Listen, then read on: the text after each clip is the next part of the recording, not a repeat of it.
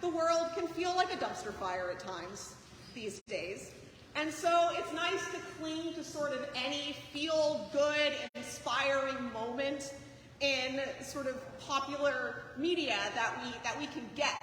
So like most of the internet over the last week or so, I was really moved by the images and videos that came from the Venice Film Festival showing the great applause in the audiences to the return to the film industry of Brendan Fraser. So this made me, I am old compared to the college students. So when I was in fact at Kenyon some 20 years ago, I will tell you, my roommates and I had the movie Georgia the Jungle basically on loop. So anyone knows the Georgia the Jungle movie with Brendan Fraser? It's a classic. It will always make you feel good.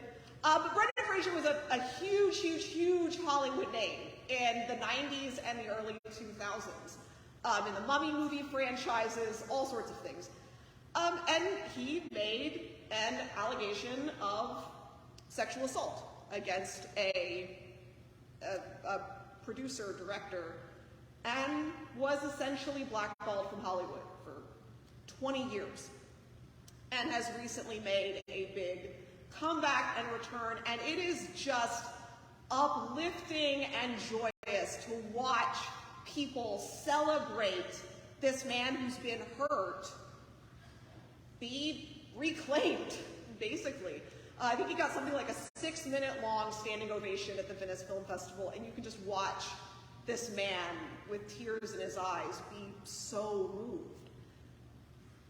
And I think it is very tempting for us when we read something like the parable of the lost sheep, and we hear about the rejoicing of the angels in heaven at the reclaiming of this lost sheep, or the parable of the woman who searches all over her house for the lost coin. To imagine something like that scene of a crowd of people celebrating the return of Brendan Fraser, and it's all very heartwarming and just lovely.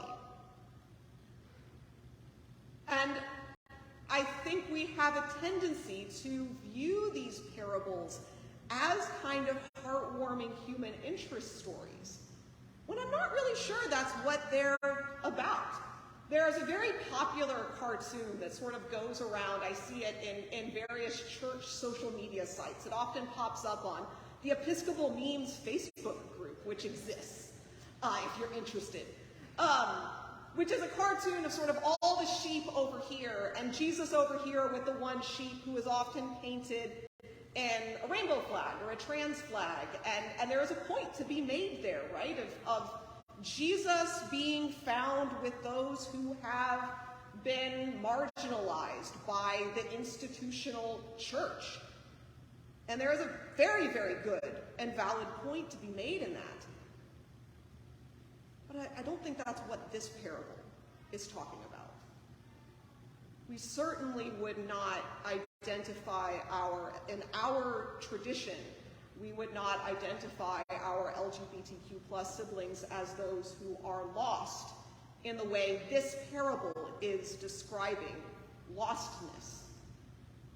So once again here we have a scene of Jesus with the religious leaders of his day, those who are indeed righteous, coming to Jesus, being affronted at Jesus's consorting with sinners, and specifically tax collectors.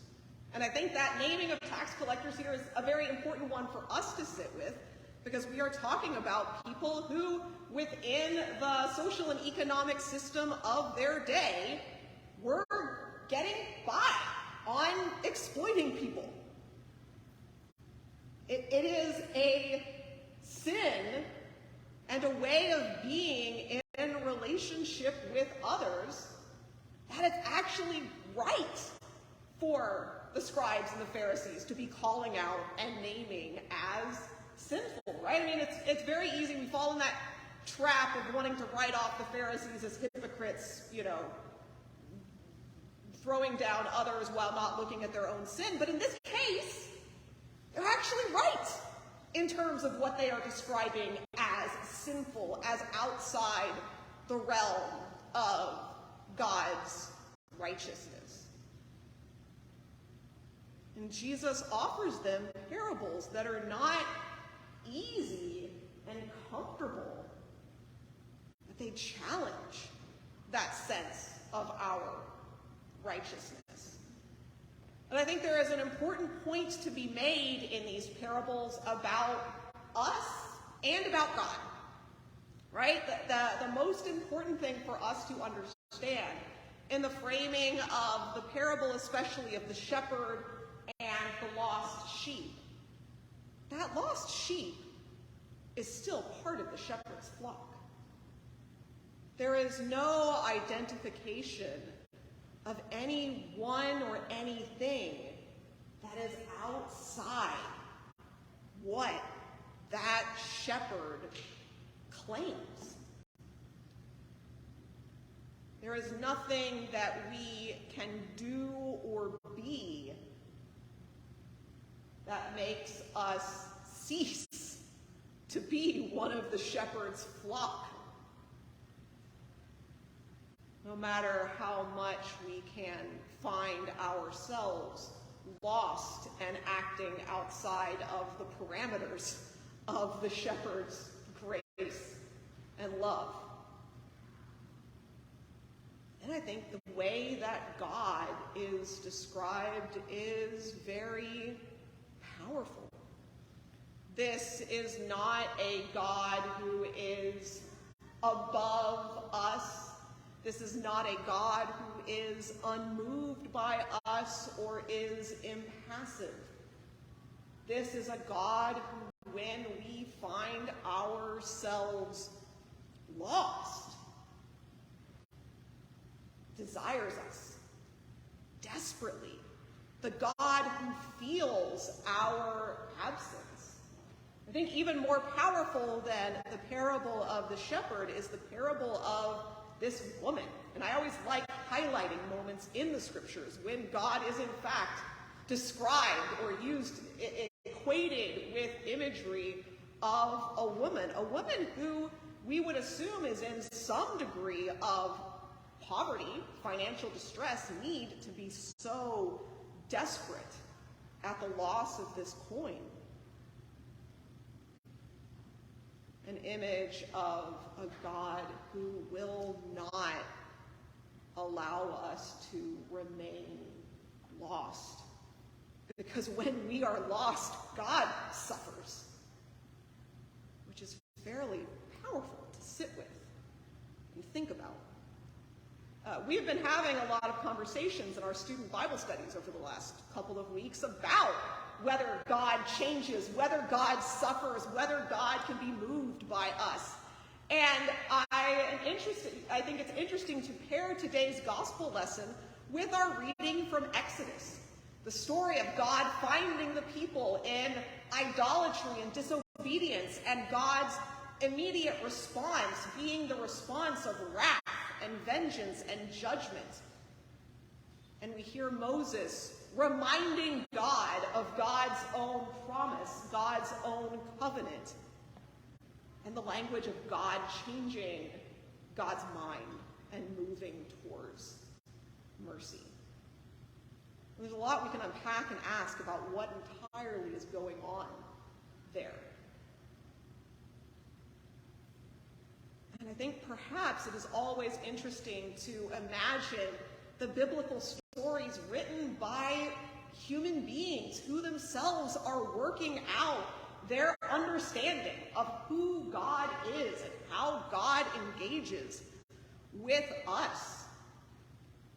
And what would be the default assumption of the divine encountering disobedience and wrath, or disobedience and responding with wrath and condemnation, and instead sitting with and wrestling with the image of a God who instead is moved by mercy.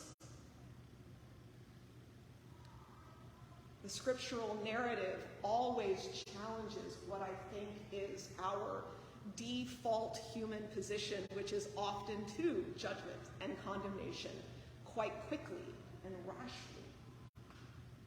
And what it means for us to sit with that notion of God's grace that challenges what is often our sense of justice and judgment.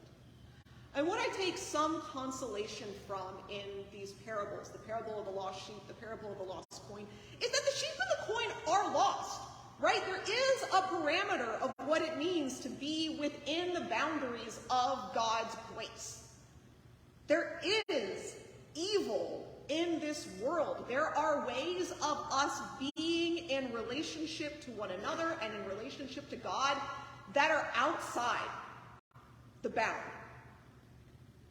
We have the call and the conviction to name and speak in unequivocal terms to that evil.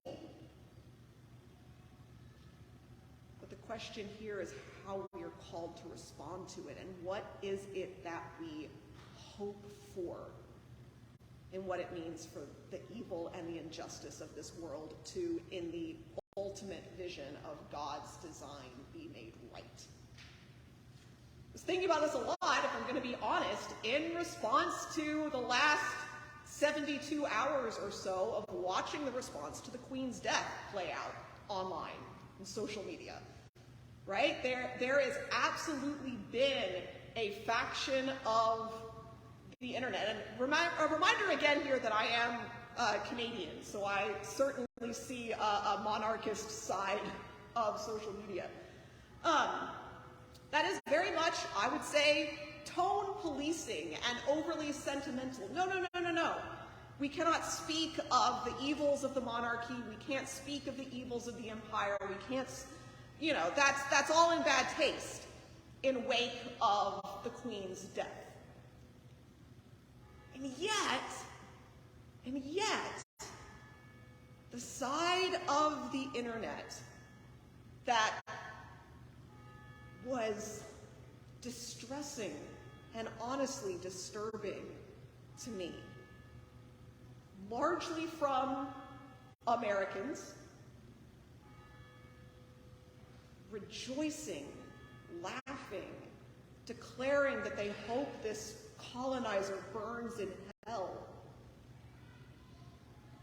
was deeply distressing, unsettling, and cannot be the vision of God's justice and judgment that we are called to proclaim and uphold.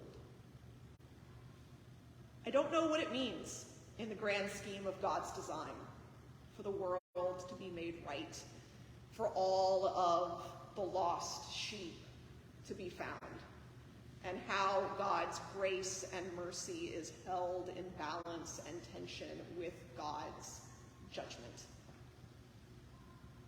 But the gospel and the hope that I hold to is that nothing and no one is beyond the bounds of God's grace and God's redemption. And in the words of Julian of Norwich, all shall be well, all shall be well, and all manner of thing shall be well.